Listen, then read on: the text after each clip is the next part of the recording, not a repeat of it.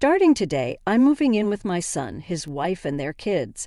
I don't need anyone else. That's what we decided as a family," Ben said in a tone that suggested he wasn't joking. "Whoever you are, get out of the house, old lady. We're going to work together as a family, so please leave soon." "There's no room for you," as my son and his wife said this, mocking me. They gestured as if to shoo me away, even as I reached my boiling point in anger, yet I managed to calm down. Facing the three of them, I chuckled. It's silly to stand on the same stage as these people, to get provoked and angry. After all, I've been paying $6,000 a month for living expenses, and they've forgotten that and are trying to kick me out. What are they planning to do from now on? Fine, I'll divorce you too. I'll leave as you've said. At my words, the three of them grinned with disgusting smiles. I turned around, left the living room, and secluded myself in my room. "Your belongings are trash. Take everything with you," Ben yelled from the living room. Without responding, I silently began packing my things. "My name is Sarah. I'm 65 years old. I married Ben and worked part-time, but now I take care of house duties and also work from home. I met Ben through what you might call a pickup. I was a college student at the time. Ben, who was 7 years my senior and a working adult, approached me, having fallen in love at first sight. Having no experience with men, I was wary and kept avoiding Ben.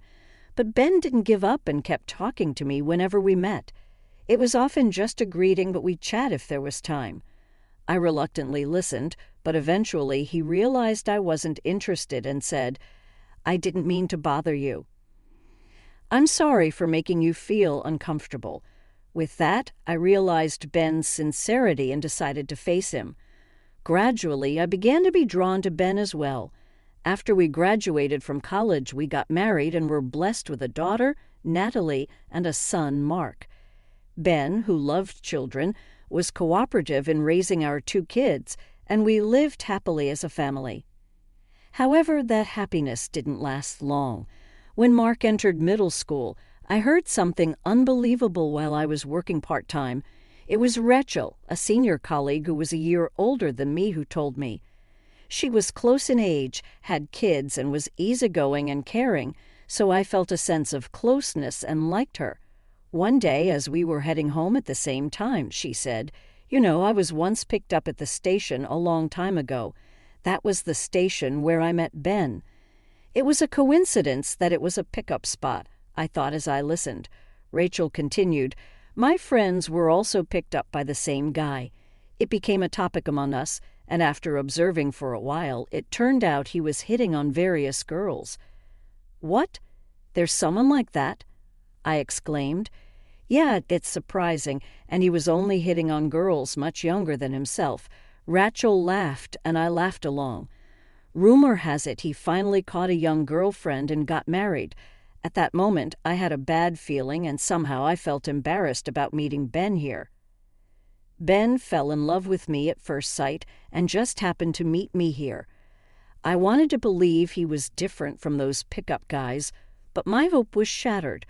Moreover, he's been telling everyone he fell in love at first sight. Those who were deceived into marriage. Poor things. Rachel continued to speak, but nothing reached me after I sensed that the pickup guy was Ben. I was ashamed of being deceived by Ben's words.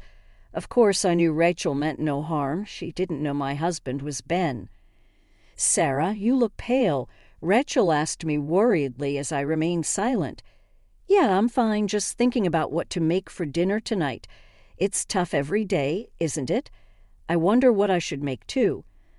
I managed to change the subject with that, but my mind was full of what I had heard, and I made mistake after mistake at my part-time job. In the afternoon, after dinner was over and the kids had gone to bed, I said to Ben, "Today, even though I heard something interesting from a friend at work." "Interesting? What kind of story?" Ben listened to my story.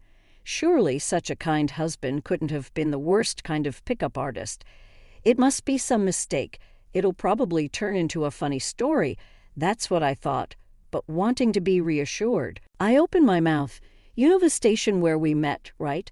Apparently, there was this guy there who fell in love at first sight with younger girls and was hitting on them. Oh, and apparently he even married one of the girls he picked up there. I laughed after saying that, but Ben didn't laugh, just wanting to be reassured. I, feeling increasingly crushed by anxiety, trembled as I said, "It's just a coincidence, right? You fell in love with me at first sight, right?" My voice trembled more than I thought it would.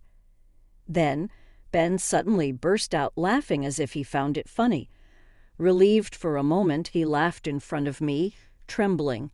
"Love at first sight, as if you were just the one who fell for it. Really, that coworker of yours shouldn't have said unnecessary things. You would have been happier not knowing. That's terrible. So you're saying you tricked me into marrying you? Was your love for me a lie?" I raised my voice, unable to help it, as Ben continued to laugh as if it was funny. But Ben, uncaring of my feelings, added another cutting remark. "It's your fault for being deceived. I wanted a young, stupid woman who would fall for a pickup. That's why I chose you." That remark was evidence that Ben was fully aware he had deceived me. "Well, someone like you would have ended up with some terrible guy eventually. You should be glad you ended up with me. I've got work tomorrow, so I'm going to bed." And with that, he really laid down in bed. I think I was stupid too, but it was shocking to receive no support whatsoever. I had thought I was loved, but to realize it was all the same to him was unbearably frustrating.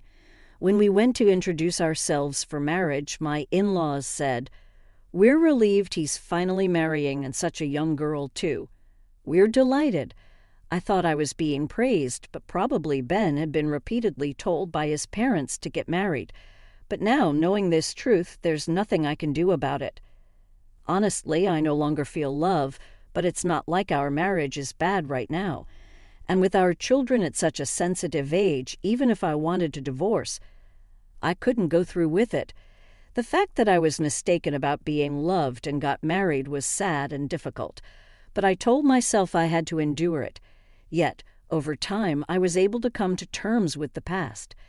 The past is the past, I told myself, and even if there's no love for Ben, there's affection for the family life we've lived.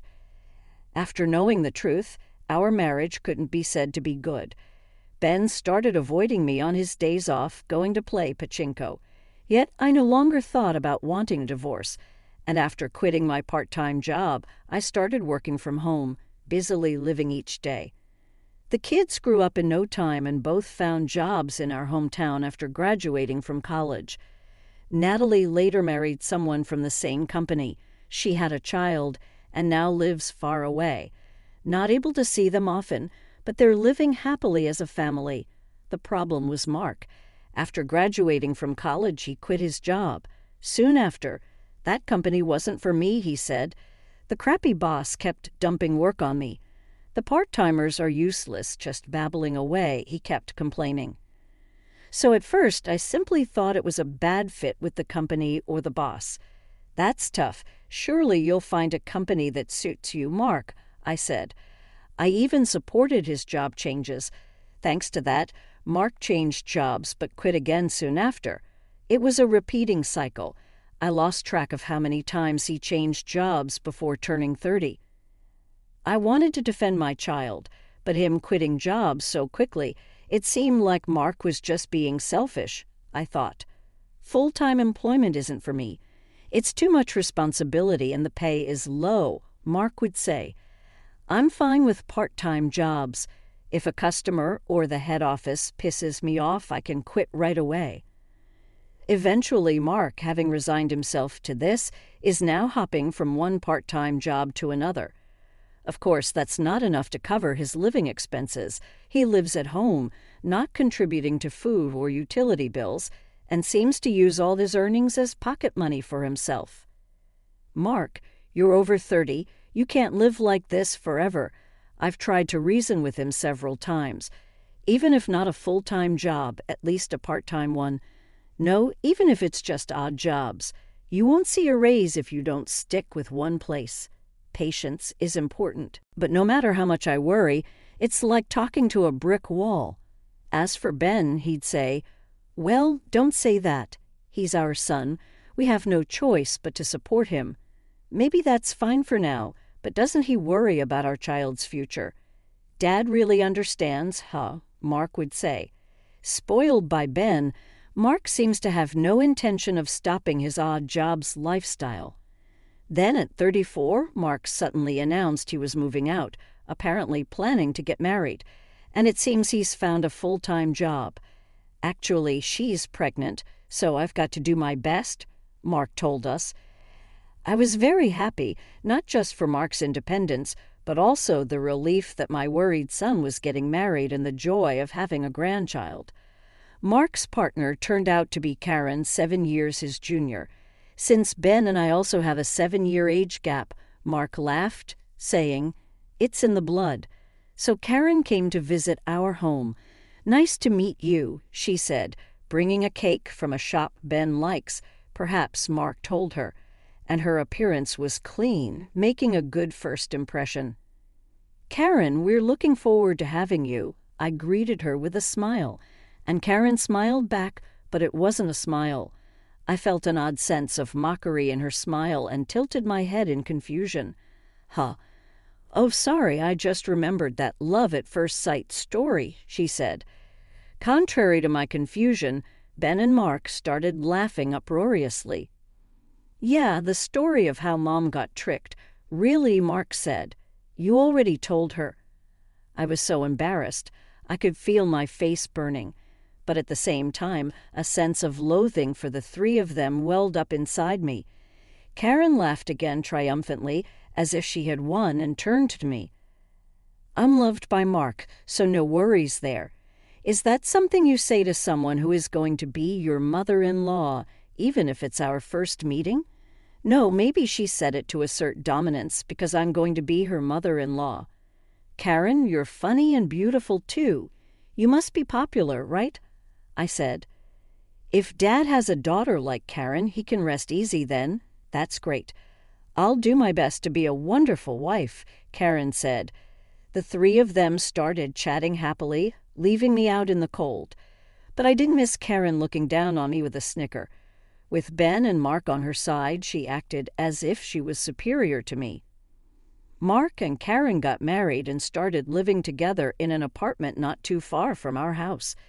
Despite her being such a person, if Mark is happy, that's all that matters to me. They eventually had a beautiful baby girl, a healthy girl. I thought, now Mark really has to do his best. When an incident occurred, it happened one day when I returned from shopping for dinner. I heard a baby crying inside the house, thinking Mark's family had come over. I hurried inside, and as expected, Mark, Karen, and my granddaughter were there. "Oh, you're here. You should have let me know," Mark said happily.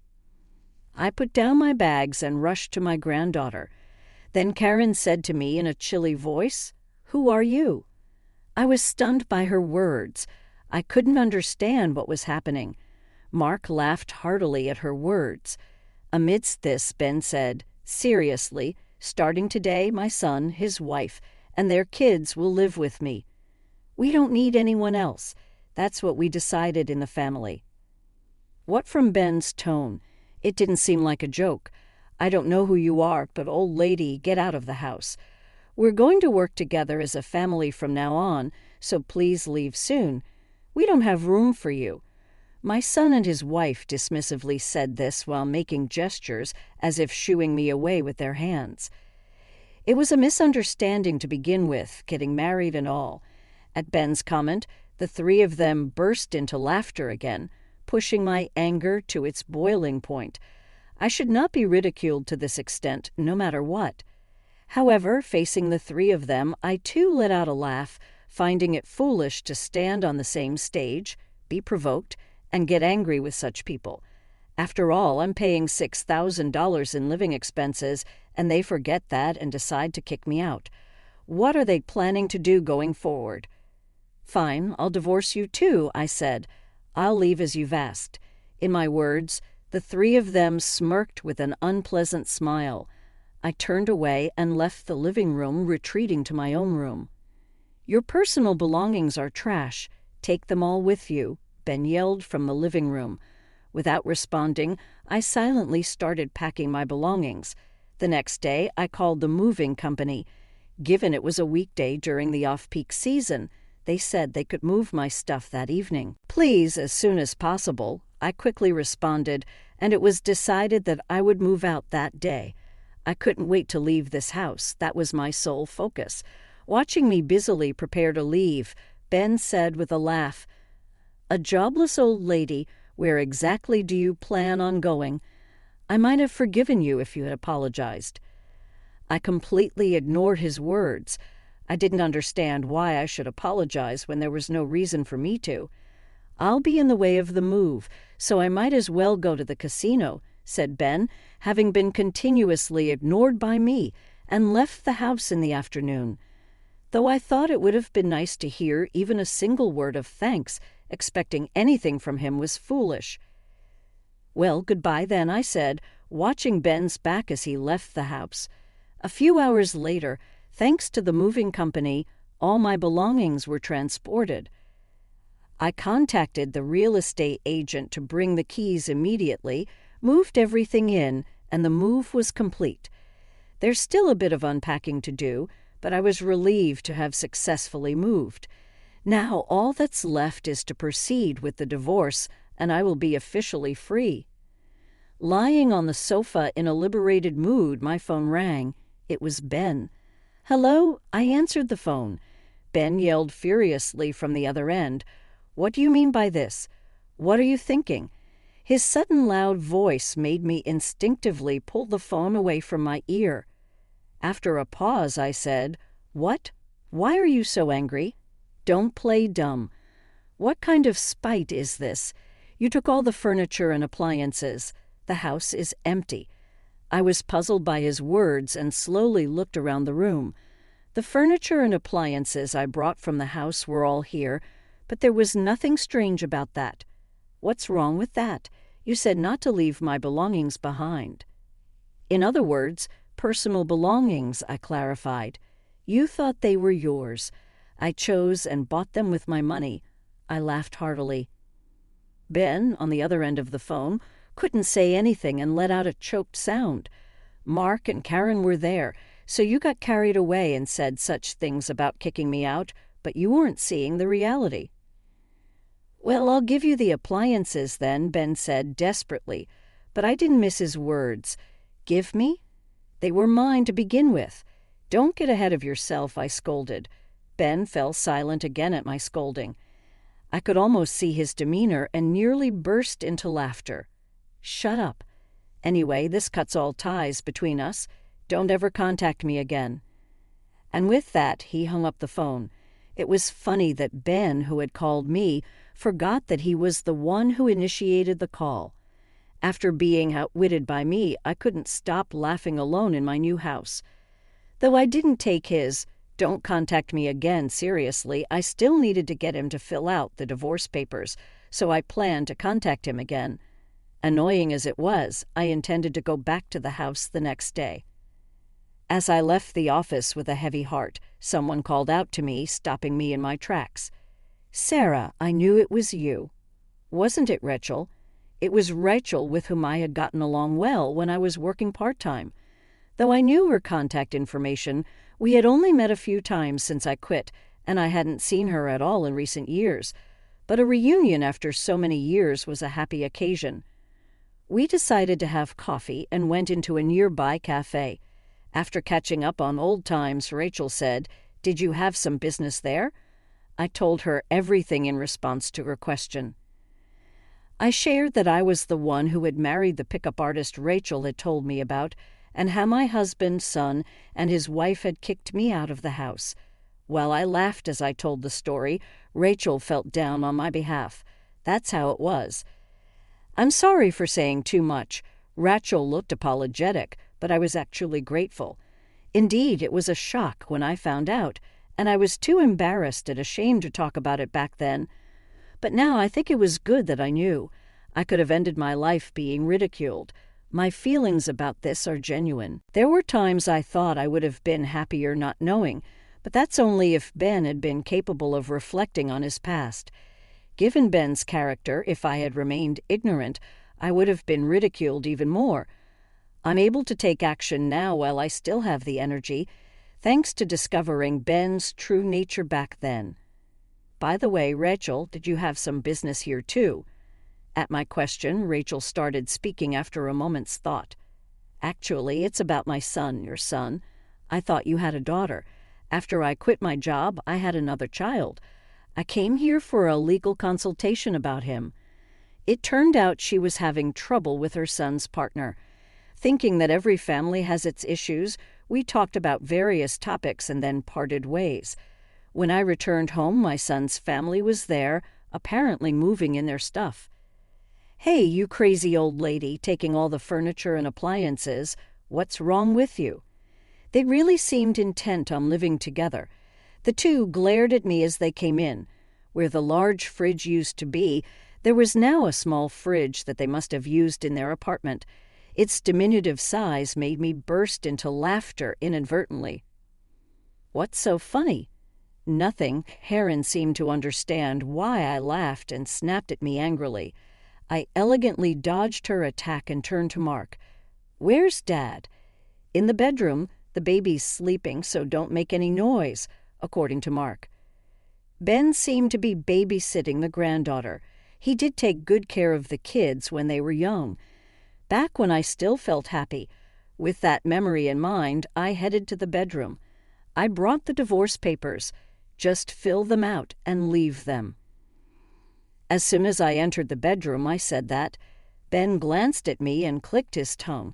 Standing up quietly, he was in the middle of cutting the baby's nails, having laid her down on the bed. "My relaxing time ruined by this old hag," he muttered, complaining as he snatched the divorce papers from me.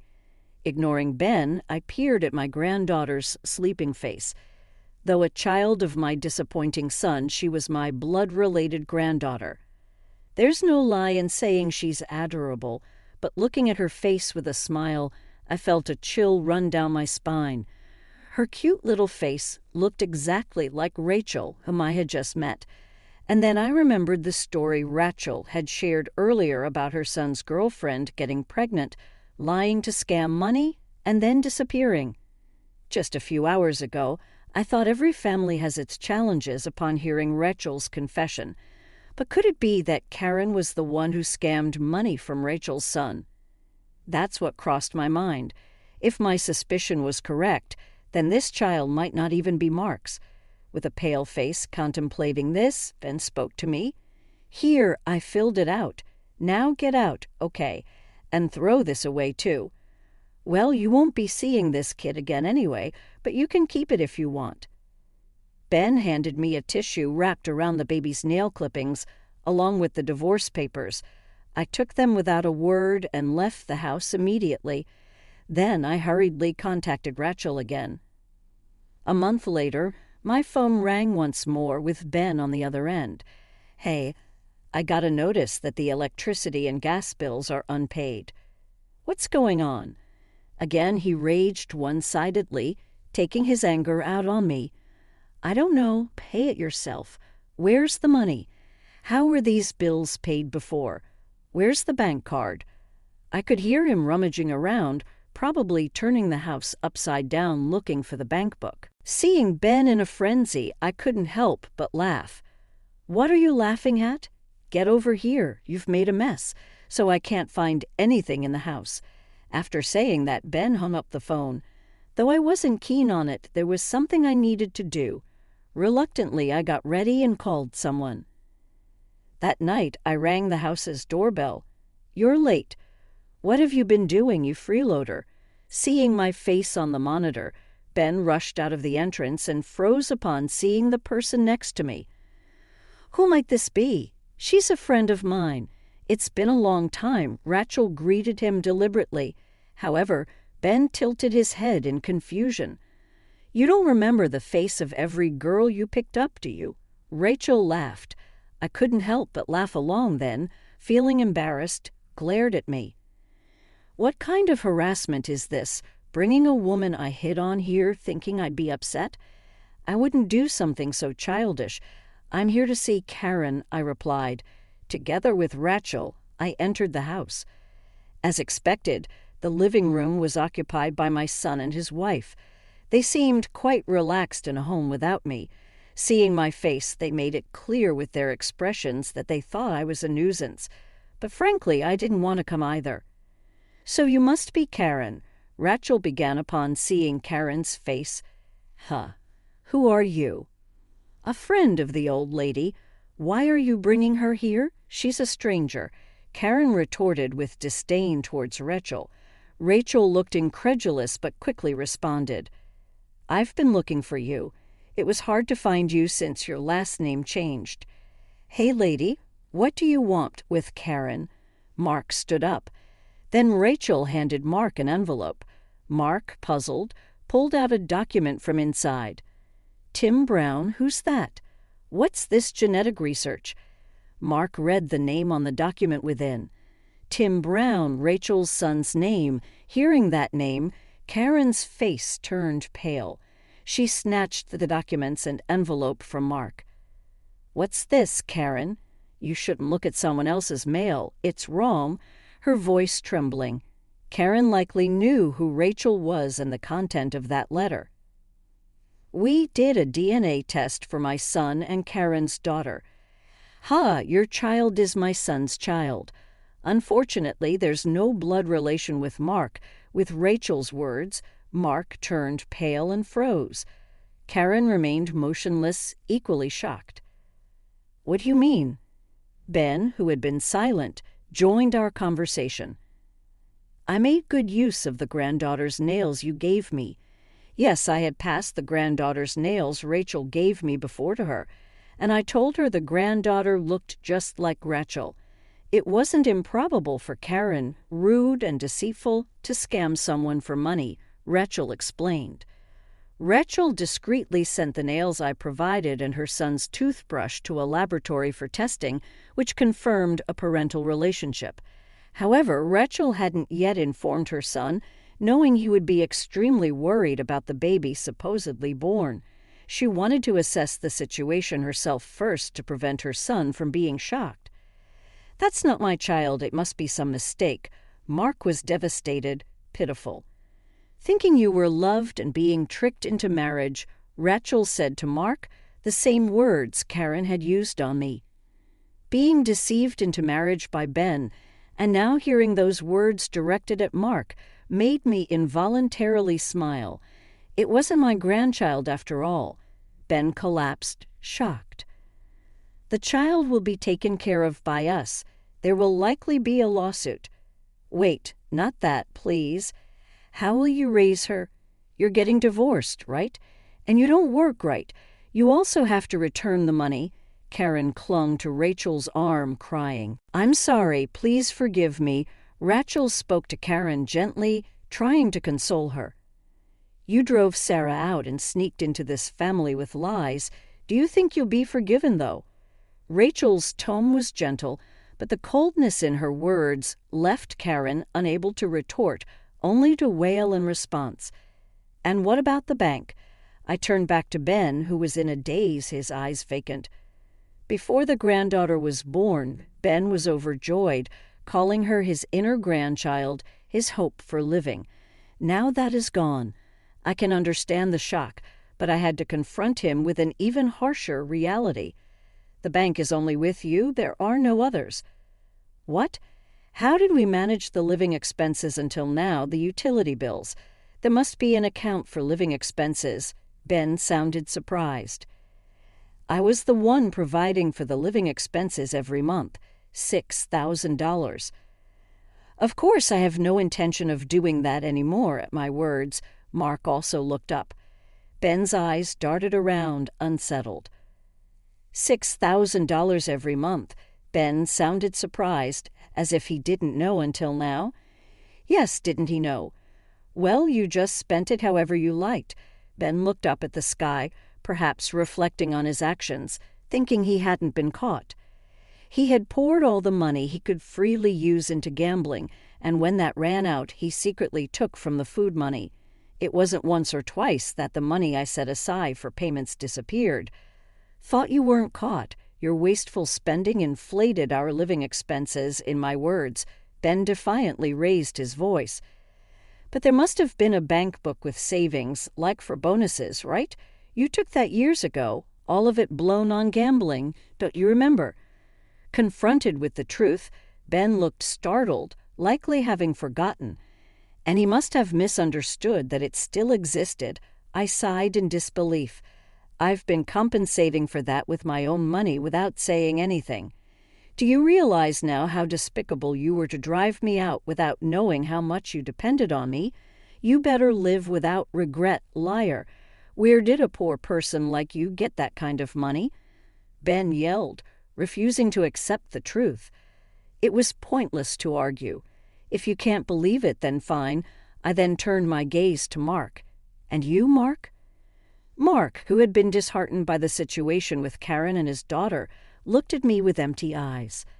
Hopping from job to job, never contributing to the household expenses, living off my money, and then driving me out. Have you ever thought about what happens next? Silence followed my question. You know Dad's savings are zero. He might be re-employed now, but considering his age, how long can he work? Mark seemed to grasp the gravity of the situation, trembling as if he had seen something terrifying. You might have thought returning home would save you living expenses, like when you were single. But driving me out, you've made a huge mistake thinking life can go on as before, I continued. No one responded after that. Only Rachel patted my shoulder, satisfied. I felt fulfilled having said what I wanted and addressed her. Let's go home, right? Karen, I'll be in touch. As Rachel and I were about to leave, Mark called out, Mom, where are you living now? Living alone must be tough, right? You can come back. His smile was forced, calling me Mom for the first time in decades, clearly trying to appease me. His ulterior motive was transparent, and I responded with a slight smirk. Not at all. I'm living in a high-rise condo now. It's more comfortable than here, I stated. A high-rise condo? Yes, bought it for $2 million. Don't worry, if anything happens to me, I've arranged for everything to go to my daughter, so Mark won't be burdened. Hearing the amount, Mark and Ben exchanged looks. Where did you get that kind of money? Are you really wealthy? Rachel tilted her head, puzzled. Didn't your family know you're a best-selling author? No, I never said that because they would just ridicule me. Turns out you got away with the biggest one. We laughed together, and Ben and Mark suddenly changed their attitude, trying to stop me from leaving. Sarah, I was wrong. You've been doing such incredible work, and I never understood. I'm truly sorry. Please come back. Their sudden change of heart was nauseating. Both began to plead in soft voices, clinging to me. To think you can live in such a house, Mom, you're amazing. Come back home. If that's impossible, could you at least help with the living expenses, please? I was just deceived by that woman. It's sad, isn't it? Mark said, pointing to a disheartened Karen. Karen flinched, but it seemed like she no longer had the energy to fight, sitting next to her sleeping child without moving. I felt a bit sorry for her, but after all, it was her own doing, and I had no intention of helping. Yes, being deceived into marriage is pitiful. I returned my gaze to Mark and said that. Well, then, that's why you have to figure it out yourself, right? It's your fault for being deceived. With those words, I pushed Ben and Mark away. They must have realized they were abandoned by me. Stunned, they slumped onto the sofa. See you then. I cheerfully bid goodbye and left the house. A family that had no interest in me. Even when I said I was paying, they wouldn't believe me and treated me as poor. Even when I said I was working from home, they ridiculed me, saying working from home, really? They probably didn't know I was a novelist, nor did they know about the royalties and real estate investments I made with that money. I couldn't care less about being praised for my work by such people now, nor did I want anything to do with them. Karen, who tricked me and got into the family with lies, and Ben and Mark, who kept belittling people, ended up losing their family money and hope.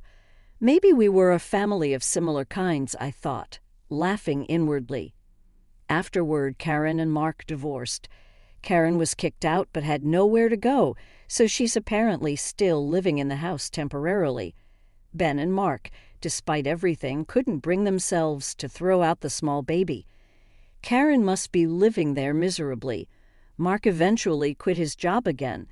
He thought he no longer had the duty to support a wife and child, but seems to have forgotten that he now has to support his father in that moneyless house. I wonder how the two will survive. I hope they reflect on their actions and live their lives accordingly. Later, Rachel and her son Tim sued Karen. Rachel is gearing up for parenting from scratch. It's enviable to have something to strive for at this age, but it reminds me that I too must keep working. I open my laptop. Maybe for my next book, I'll write about a woman who was deceived into marriage but turns her life around and finds happiness. Watching the night view from my beautiful condo, that's what I thought.